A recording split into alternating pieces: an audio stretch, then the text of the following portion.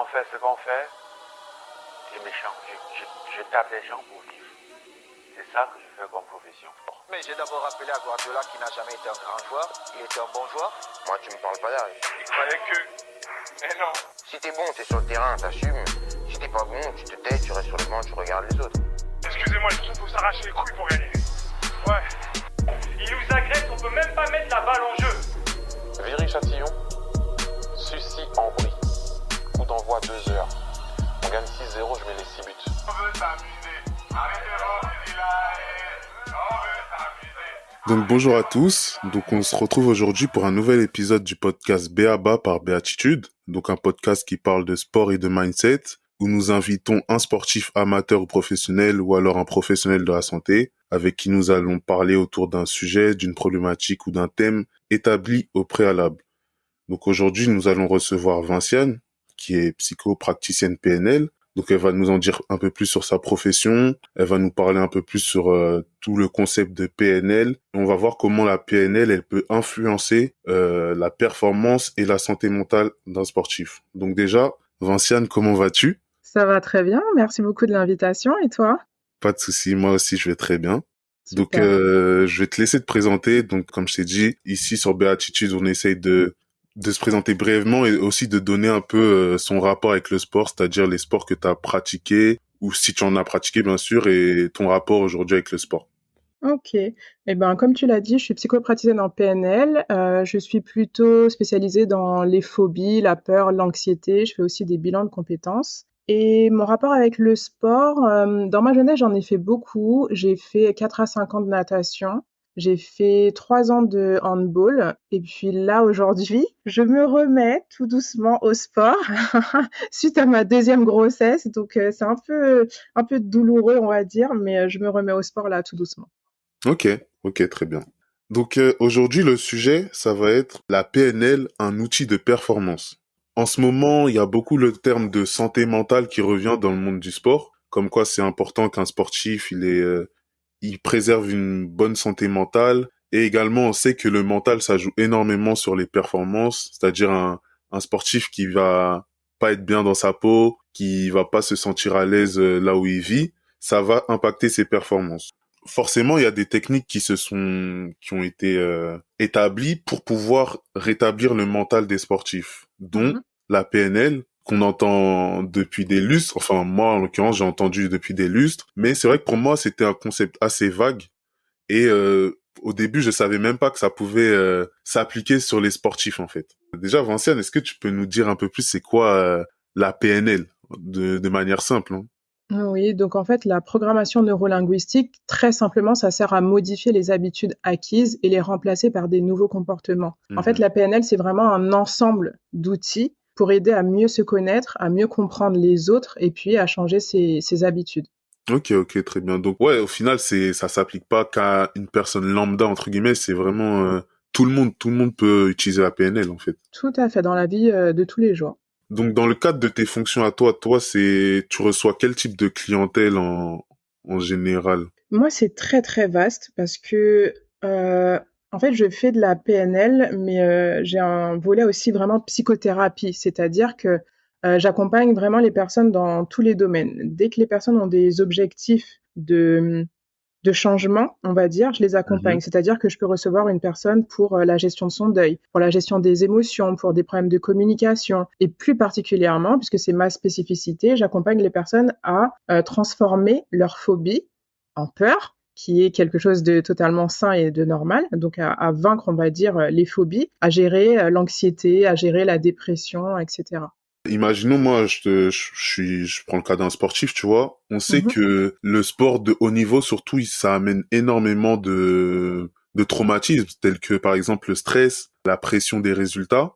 Et donc, aujourd'hui, il y a beaucoup de sportifs qui ouvrent la bouche par rapport à ça, il y en a beaucoup qui disent, voilà, qu'ils ont connu des périodes de dépression, des périodes de forte anxiété. Et, par exemple, comment la PNL, elle peut aider ces sportifs, à se remettre de ces périodes difficiles, en gros?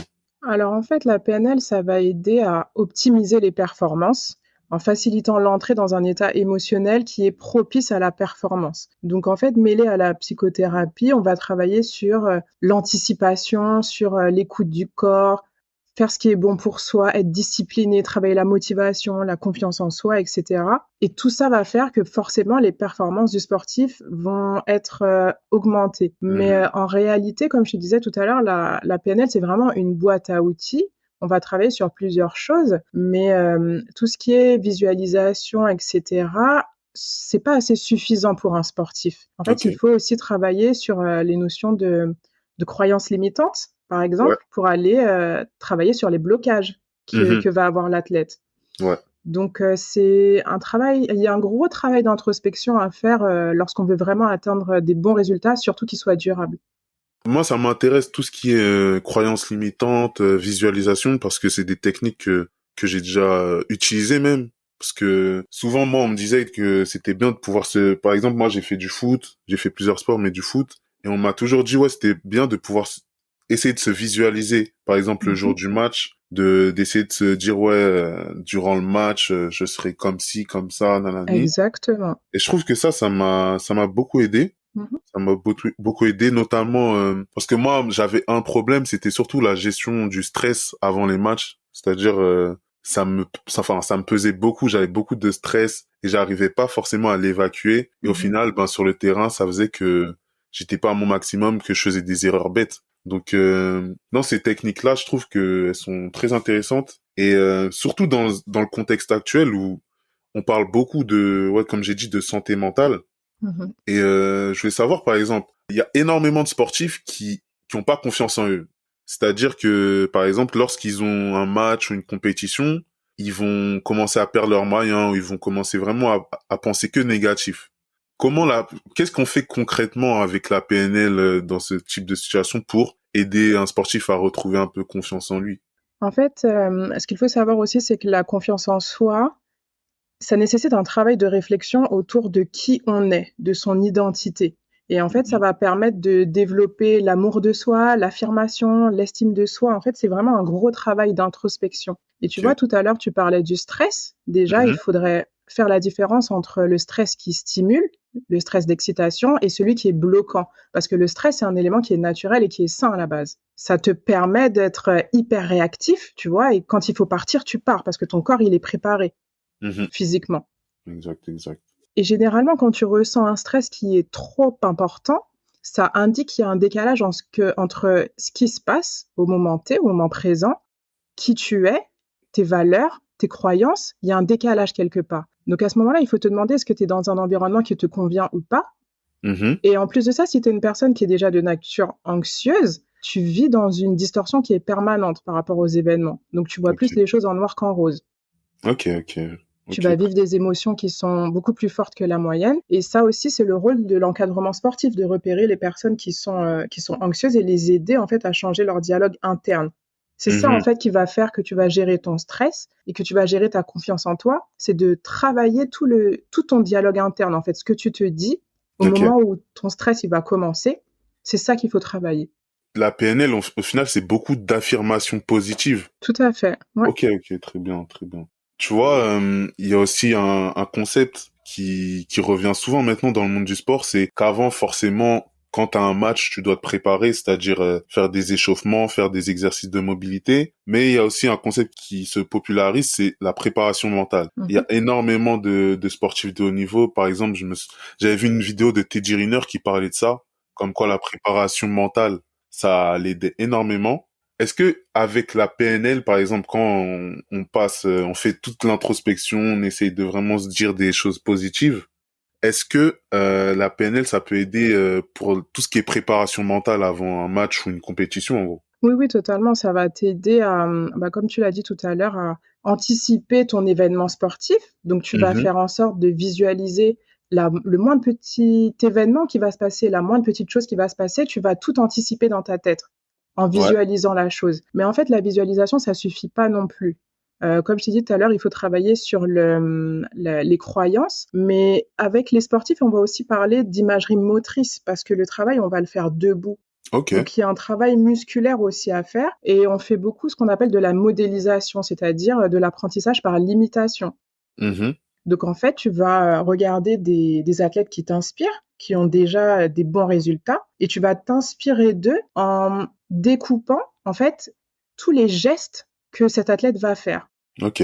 Et par l'imitation, tu vas apprendre en fait, et tu vas te calquer sur cette personne pour apprendre, pour apprendre d'elle tout simplement. Et aujourd'hui, pour toi, tu penses qu'un sportif de haut niveau, il est obligé de pratiquer la PNL en gros? Je dirais pas forcément de la PNL, mais en tout cas tout un tas d'outils qui impliquent effectivement la PNL. La préparation mentale, elle est indispensable. Et tout à l'heure, tu as cité Teddy Riner. Effectivement, lui, quand il a commencé, il a carrément demandé à ce que sa propre psychologue à lui la suive partout. Parce que la Ouais. Fédération française ne voulait rien savoir quant à la psychologie, etc. L'entraîneur, c'était le papa, la maman, le psy, le préparateur sportif. Lui, il a voulu changer les choses et il a demandé, il a payé à ses frais, il a demandé pour que sa psychologue le suive partout parce que pour lui, c'est indispensable et il a eu totalement raison et regarde les résultats qu'il a eu. Tu vois, ouais, par rapport à la PNL, donc au final, quand tu dis vous faites de l'introspection, est-ce que vous essayez de comprendre d'où viennent les dysfonctionnements ou c'est juste, vous essayez juste de donner des solutions aux dysfonctionnements? Alors la PNL, en fait, ça fait partie de la thérapie brève. Effectivement, dans la PNL, on estime qu'on n'a pas besoin d'aller chercher la cause pour Mhm. traiter un objectif, pour arriver à un résultat.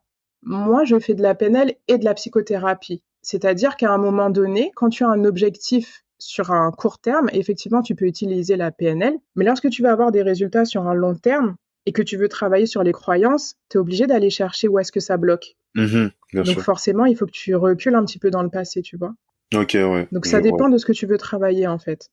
je vois. Très bien, très bien. Toi, par exemple, t'es plus spécialisé dans les phobies, je crois, c'est ce que Mhm, t'as dit. c'est ça.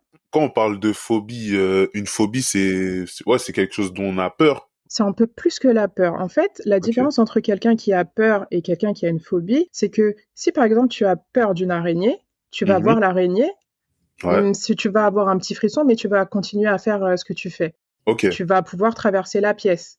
Ok, ok. Mais quand tu as une phobie, t'es bloqué, t'es figé et tu recules. En fait, la phobie, ça implique un événement d'évitement. Ok, ok. C'est-à-dire que tu vas tout faire pour ne pas te retrouver non plus dans la situation qui te fait extrêmement peur. La phobie, c'est vraiment de la peur extrême. Ça veut dire que un sportif peut avoir des phobies, mais quand je parle de phobie, c'est par exemple à cause du stress. S'il y a trop de stress, est-ce que trop de stress, ça peut être une phobie?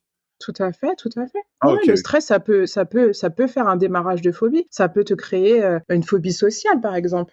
Oui, Mhm. le stress, tu peux être tellement stressé que finalement, tu n'as plus envie de t'adresser aux journalistes. Tu Ok, vois, ce genre ok. de choses. Tu peux être tellement stressé que ça va te favoriser aussi un burn-out, par exemple, tu vois. Mhm. Tu Ouais, as exact. beaucoup trop travaillé, tu as donné trop de performances, trop de ta personne, tu es vraiment allé au bout de ce que tu pouvais faire. Tout ça mélangé au stress, ça te donne du burn-out. Donc, ouais, on a parlé de stress, de phobie. Moi, je voulais aussi parler par rapport à tout ce qui était communication. Donc, tout Mhm. à l'heure, tu as dit aussi que tu étais aussi spécialisé dans tout ce qui est communication. Donc, un sportif qui a du mal à communiquer, que ce soit avec ses coéquipiers, ses entraîneurs, même par exemple ses fans. Comment la PNL, en gros, comment on peut l'utiliser, la PNL, pour réussir à mieux communiquer, en fait? Alors, je dirais que ça serait vraiment un ensemble d'outils. Encore une fois, tu vois, c'est pas que la PNL, mais en tout cas, avec la PNL, déjà travailler sur ta confiance en toi. Ouais. Forcément, tu vas te sentir dans une meilleure condition quand tu vas aller t'adresser aux autres. Le fait Mhm. d'anticiper l'événement, tu seras plus à l'aise déjà pour communiquer, tu vois, donc tu te sentiras déjà mieux. Ensuite, tu as tout un travail à faire d'ancrage, on va dire, pour pouvoir te sentir bien dans la pièce où tu seras pour parler avec les gens, pour communiquer avec eux. Mhm. Ok. En travaillant sur tout ça, tu es plus à l'aise, mais c'est quelque chose qui se répète, tu vois, c'est quelque chose qui doit se travailler quand même sur la durée pour vraiment, vraiment être à l'aise. Mais en Ouais. fait, pour te parler un petit peu de l'ancrage, ça va appeler tes ressources intérieures. Et le but, en fait, c'est de rappeler à la personne que forcément, à un moment donné de sa vie, elle a réussi à bien communiquer, Mhm. tu vois. Et on Ouais. va l'aider à approfondir ce souvenir, à l'amplifier et Ok. comment dire, à l'identifier et puis à l'associer à un geste. Ça peut être quelque chose de kinesthésique, ça peut être quelque chose d'auditif, tu vois, peu importe en fait le sens que tu vas mobiliser, mais en tout cas le but c'est d'associer la sensation que tu as eue au moment où tu as performé, où tu as été excellent dans ta communication, etc., à amplifier ce souvenir. Et comme le cerveau ne fait pas la différence entre le souvenir et ce qui se passe réellement, les mêmes neurones en fait vont s'activer lorsque tu es en train de te souvenir de ta performance et lorsque tu es dans le moment présent et que tu as besoin de performer, tu D'accord. vois. Ouais. Donc c'est tout ça qui va faire que tu vas communiquer d'une meilleure manière parce que tu seras mieux préparé et ton stress, tu l'auras déjà anticipé, tu l'auras mieux géré. Mais est-ce que tu penses que, tu vois, là, on parle de préparation, mais est-ce que tu penses qu'à la fin, on peut ne même plus ressentir de stress, donc ne même plus avoir besoin de se préparer? En fait, je sais pas si c'est très sain de ne pas de ne pas ressentir du stress. Parce que le Ah bon? stress, ouais, le stress, c'est quelque chose de naturel, c'est sain. Comme je te disais tout à l'heure, c'est ce qu'il te faut pour te donner l'impulsion. C'est motivant, le stress, ça stimule. Ouais, Donc, ouais. il faut que que tu ressentes du stress. Imagine si tu n'étais pas stressé quand tu rencontrais ta petite amie pour la première fois. Si t'es pas stressé, c'est que c'est quelqu'un de lambda. Ouais, Tu vois ce ouais, que je veux ok. dire? Je vois ce que tu veux dire. Au final, si tu stresses, c'est que c'est positif, ça va te motiver pour lui faire plaisir, pour te mettre dans des meilleures conditions, te faire beau, etc. Tu vois? Mhm. Mais en fait, ouais, je vois ce que tu veux dire parce que je sais que, tu vois, il y a des sportifs, quand ils ont trop gagné, ils ont besoin d'une autre source de motivation. Mhm, Par exemple, il y en a, je sais pas, si, bah, on prend l'exemple de Teddy Riner. Teddy Riner, pendant 10 ans, il gagnait tout. Et lui-même, je crois que j'avais vu une interview où il se disait que à chaque fois, en gros, il essayait de trouver une source de motivation en fait, pour toujours avoir faim de gagner, parce que sinon, mhm, je pense que après, ouais, t'as plus ce truc qui te booste. Mais au tout final, à fait. c'est une stress ou une pression positive. Ouais, en fait, c'est pas que le stress, c'est-à-dire que tu as besoin d'un pourquoi qui soit suffisamment grand pour te dépasser et te Ouais. donner envie d'avancer à chaque fois. Mhm. Ok, Tu vois, dès que ok. tu dois faire un changement supplémentaire, il faut que tu travailles ton pourquoi tu le fais, pour quelle Mhm. raison. Et une fois que tu as trouvé vraiment le pourquoi le plus grand, le plus important, et ben là, tu arrives à te dépasser encore et encore et encore. Donc là, par exemple, si, parce que là, on a un peu parlé de théorie, tu vois. Mhm. Mais si, par exemple, tu reçois un sportif là, qui vient et qui te dit, par exemple, il a du mal à gérer son stress, ses émotions, qu'est-ce que tu lui ferais comme exercice, par exemple? On travaillerait sur de l'ancrage. On pourrait faire un cercle d'excellence, par exemple, qui est une technique multi-ancrage. Qu'est-ce que je pourrais te dire, par exemple? De quoi est-ce que tu as besoin Mhm. là tout de suite pour performer? Est-ce que tu as besoin de puissance? Est-ce que tu as besoin de confiance en toi? Disons que tu as besoin de puissance, par exemple. Ouais. Je vais te dire d'identifier un souvenir où tu t'es senti extrêmement puissant. Tu sais que tu as Ok. performé, tu as tout déchiré, tu as été hyper puissant. Ce souvenir, tu vas l'amplifier. Cette image que tu as dans la tête, tu vas la mettre en couleur, tu vas la rapprocher de toi. Tu vas Mhm. essayer d'identifier les personnes qui étaient avec toi, les sons que tu as entendus. Est-ce que tu as capté des odeurs? Tu vois, est-ce que tu étais en intérieur, en extérieur? Est-ce que tu te rappelles de l'odeur de l'herbe? Je sais pas, Ouais. tu vois, ce genre de détails. On va essayer de Mhm. captiver tous les sens, Ouais. tout ce dont tu te souviens. Et puis, quand tu arrives vraiment au maximum de l'émotion, de ce sentiment de puissance, je vais te demander de faire de l'auto-ancrage, c'est-à-dire d'appuyer, par exemple, sur un endroit de ton corps pour que ça fasse comme un point en fait de référence sur lequel tu Mhm. vas appuyer pour aller déclencher ce souvenir et cette sensation de puissance, tu vois. Ok, ouais. Est-ce que tu vois quand Djokovic il fait ses préparations sportives, il va Ouais. taper sur sa cheville, il va taper sur sa poitrine, il va taper là, là, là, là, là. Parfois, on a l'impression que c'est un mec qui est rempli de mimiques. Si on connaît pas un petit Ouais. peu la préparation mentale et tout, on va se dire que le gars, il est pas bien. Mais en réalité, il est en train de faire ses auto-ancrages, c'est-à-dire Ah. d'appeler ses ressources internes et comme je te disais tout à l'heure, comme le cerveau, il fait pas la différence entre le souvenir et ce qui se passe réellement, Ouais. tu as en fait l'amygdale et l'hippocampe, si je dis pas de bêtises, qui vont en fait créer un raccourci pour pouvoir déclencher directement l'émotion voulue sans passer par le souvenir. Ah. Ok. Tu Ok. vois? C'est comme si, je sais pas, tu rentres dans la cuisine de ta maman, tu sens l'odeur du bon plat et tout. T'as pas besoin de te Mhm. rappeler. Ouais. de ce que tu as mangé il y a quelques mois pour saliver, en fait. Ça se fait directement, le lien, il se fait tout de suite. Ok, ok, Tu très vois? bien. Et ben là, c'est exactement la même chose. À force, en fait, de travailler ton ancrage, ton cerveau, il va faire tout de suite le raccourci. Et ça va te mettre immédiatement dans l'émotion qui va susciter l'excellence, la puissance, le courage, etc. Mhm. Ah, c'est intéressant. Franchement, en fait, quand tu me dis ça, j'ai l'impression que, au final, tout est à l'intérieur de nous. C'est-à-dire que il faut juste un peu, c'est comme si, en gros, il faut juste se reprogrammer et être sur la bonne fréquence, en fait. Non, C'est, mais totalement. En fait, on est 90% d'inconscient.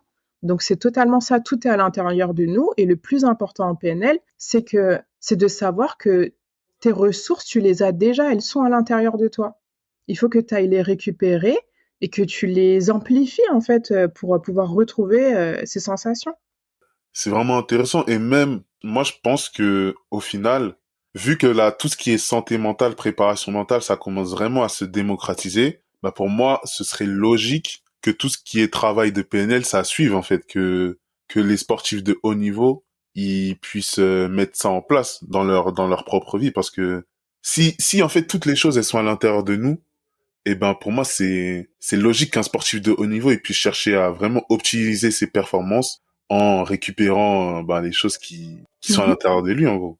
Non, mais totalement, totalement. Mais je pense que le chemin, il est déjà à moitié parcouru, tu vois. Comme tu dis, on en parle de plus en plus de la santé mentale. On voit des athlètes qui font des interviews, qui parlent de plus en Mm. plus, même sur les réseaux sociaux, qui Ouais, n'ont plus honte, en fait, de parler de leur dépression, par exemple. c'est ça, Et ouais. tout ça, ça aide tout le monde. Les nouveaux sportifs, ceux qui rentrent à l'école, et puis en réalité, ça touche aussi plus que les sportifs, tu vois. C'est vraiment tout le monde. Ouais, Quand on voit Teddy Riner, quand on voit Manodou, par exemple, des grands athlètes, et que lui, il va parler de burn-out, etc., ben, on va se dire, mais attends, lui qui est hyper fort, c'est un Mm. géant, c'est un modèle, mais comment lui, il peut tomber dans la dépression? C'est impossible. C'est Ben, au clair, final, ouais. ça permet aussi de relativiser les choses par rapport à sa vie.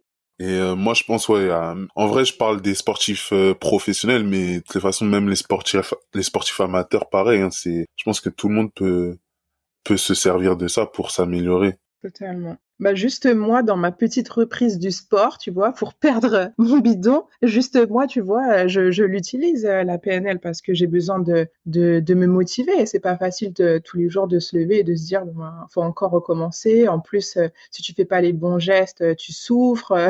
Mm. Ouais, c'est Tu clair. vois, donc il faut aussi travailler la discipline. Et ça se travaille aussi en PNL, en psychothérapie, etc.